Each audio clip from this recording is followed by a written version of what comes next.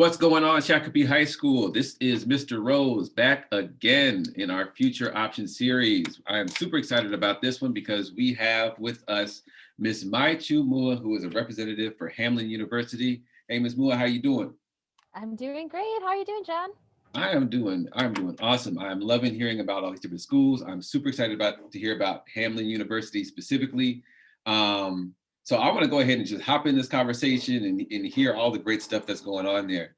But first, let's start big picture. Um, and I'm hoping you can help us understand a little bit about the difference between a private school and a public school. Yeah, so I would say one of the biggest and primary differences between a private university and a public university is kind of in the funding sources and where it's coming from. A lot of public institutions are funded mainly by the state government, while a lot of private schools are supported primarily by their own endowments or funds and tuition directly from the students. And so while the cost of tuition at private institutions can be a little bit higher, oftentimes, private institutions can also provide a quite substantial scholarship opportunities for students as well. And so I always encourage students to submit an application, work with the admissions office, and then, of course, also submit your FAFSA as well, because you never know what types of financial aid resources you can get from that. And so I would say that financial aid piece is kind of a big differing factor. But certainly, size is also a big difference as well. A lot of private institutions are oftentimes a little bit smaller to medium size, whereas a lot of public institutions tend to be a little bit bigger, right? And so, as students are considering what types of colleges to attend in the fall and what's kind of the best fit for them, it might be worth the students just checking in to see what kind of a student are they, right? Do they like to learn in a smaller environment where they're getting guidance and support from faculty advisors and that consistent feedback, or are they a pretty a self-driven student, where they can self-advocate for themselves when they need it? And so it kind of is a difference of like what their learning style is as they think about size too, between the privates and public institutions. But the other thing too is religious affiliation. A lot of private institutions will have some kind of religious affiliation. So they might be Lutheran, Catholic. In our case with Hamlin, we're affiliated with the United Methodist Church. And so sometimes with that, there are some class requirements that students might have to take. They might be expected to participate in services on the campus. So there are some aspects like that that you might not see at a public institution with some of those different religious affiliations.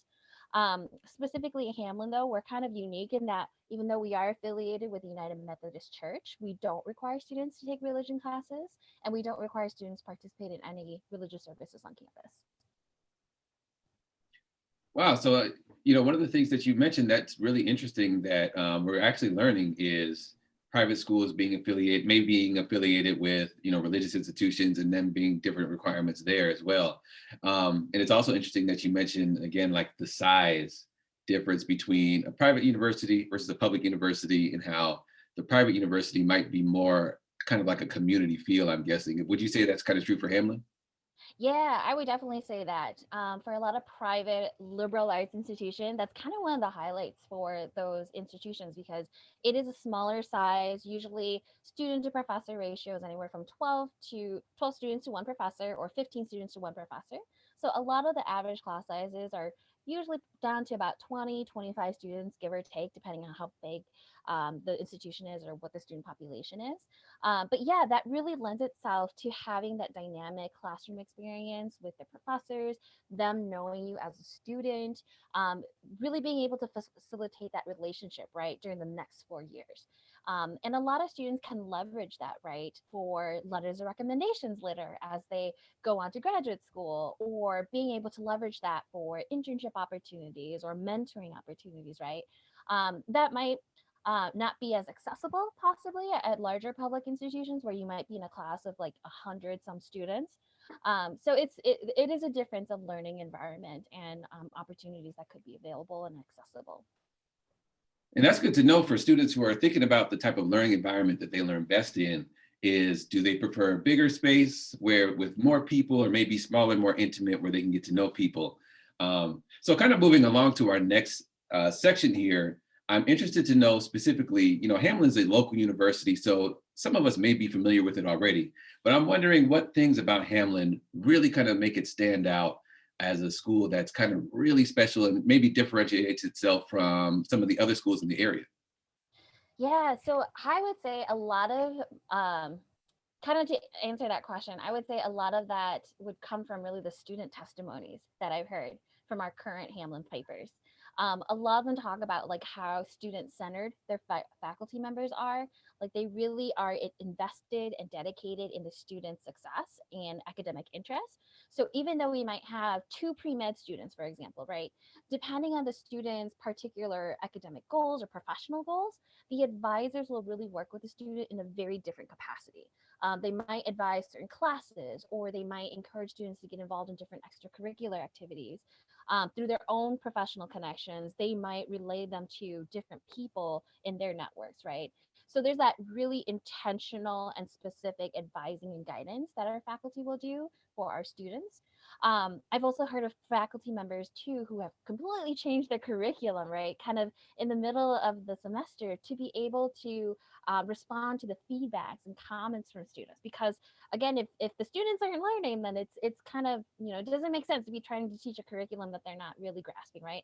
And so a lot of our faculty member, from what I've heard of students, is that they're really just they're very accommodating to that. They're listening to the students and they're taking in the students' feedback to really change up the way that they teach. And then also, our faculty are also very proactive in keeping things relevant, keeping things current.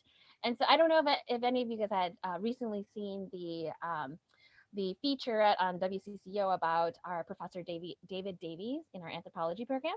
But with this whole shift to COVID, like everyone's been going virtual. But what Professor Davies did was he actually took his class into the world of Minecraft. And so that was a very cool way that he was teaching students about anthropology, right?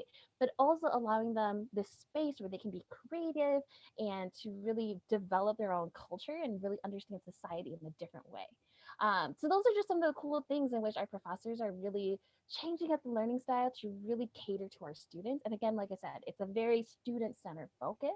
And that's just something that I continually hear from our students. It's just how dedicated to responding to what the students want to learn and how they want to learn.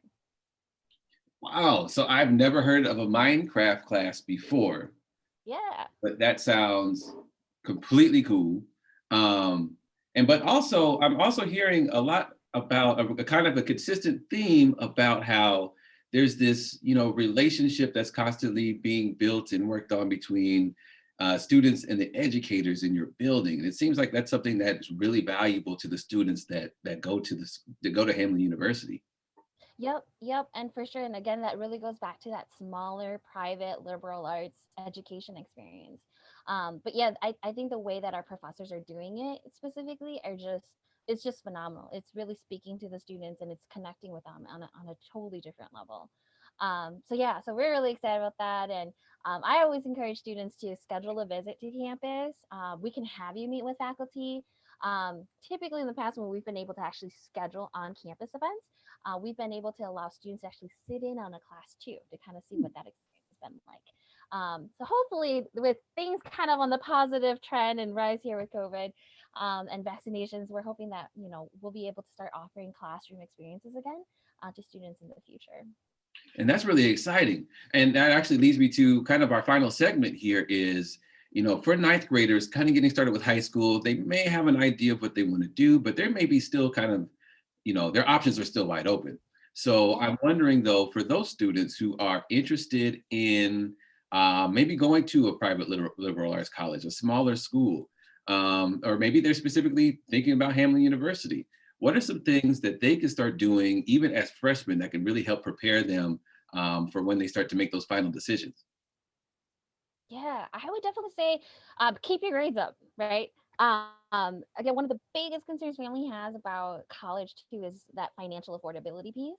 And one of the things that a lot of colleges will look at in terms of scholarships is your academic grades and your academic performance. So keeping your grades up for sure, from ninth grade all the way through 12th grade is going to be a big piece of that. visiting campuses, connecting with admission counselors, really sharing with the admission counselor what your concerns are, what your dreams are, what kind of academic goals and aspirations you have are, because that can really allow the admission counselor to cater the information and really share with you the opportunities that we have, whether that's academics, the social clubs and organizations on campus, or really connecting you with faculty member in a particular department that you're really interested about. And again, when you're thinking about college, right, you're thinking about that fit, right? That social fit, financial fit, looking at the academic fit all as well.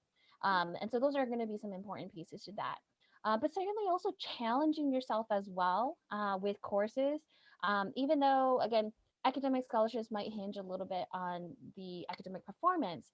When we're looking at admissibility, though, for students, whether you would be admitted to the institution, we're taking a holistic approach. We're looking at what kind of classes you're challenging yourself with. We're looking at your extracurricular activities and leadership involvement and community engagement that you're involved in. How are you leveraging all that together to balance your schedule? We're looking at your letters of recommendation. So, really connecting with your high school counselors, your teachers, building those relationships early, right? So, getting kind of that practice in early too. Because when your teachers are writing the letters of recommendation for you, we're also looking at that to see who you are as a person, what your interests are, how will you fit into our community and contribute to that. So that all becomes part of that admissions review process. So again, as you think about it, really thinking about the social, academic, and the financial aspect of things. And actually what you just mentioned made me think of a bonus question. I'm wondering if you Sure. would mind answering is, there's lots of changes to testing Mhm. and those types of things. And how has Hamlin been approaching that side with testing? Are you requiring it? Are there specific tests or is it optional? Where do you all fall in that aspect? Yeah, great question, Jen. Actually, as of spring of 2020, we actually stopped requiring ACT and SAT scores as part of our application requirements. So ACT, SAT scores are no longer required. So students have the option to submit that if they'd like to, but it's not required to complete an admission review for you or consider students for scholarships at all. So it's completely at the student's discretion as to whether or not they'd like to submit that. Oh, I see. Do other factors then get considered more so in place of testing if students choose not to submit? Yeah, so I mean, like I said, we still take a look at a real holistic approach when we review students for admission. So again, we're still looking at your letters of recommendation. We're looking at your personal statements. I would say that's probably a pretty big piece. Looking at your writing sample, what are your where's your skill in writing at that point for college? Looking at your academic performance again, what kind of classes are you taking? How are you doing in those courses? I mean, all of that becomes part of that review process. And so we're still finding that that all is very valuable information even without the testing piece. And really, when it comes down to college success, what we've heard and what we've seen is that GPA tends to be usually a really good indicator of a student's ability to be able to be successful in college. And so we weighed that against all those other aspects of the application too. Okay. Well, thank you for answering my bonus question. Yeah. Um, it just made me think about as you were talking through it, I was really kind of thinking about that. And that's a trend that I'm seeing in different schools. Mhm.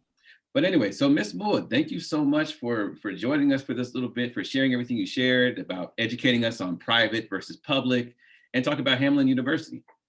Yeah, you're very welcome. And so you ever have any questions, concerns, or would like to learn more about Hamlin, feel free to reach out to me anytime. All right, great. To everybody else on YouTube, thanks for watching, and we'll see you on the next video.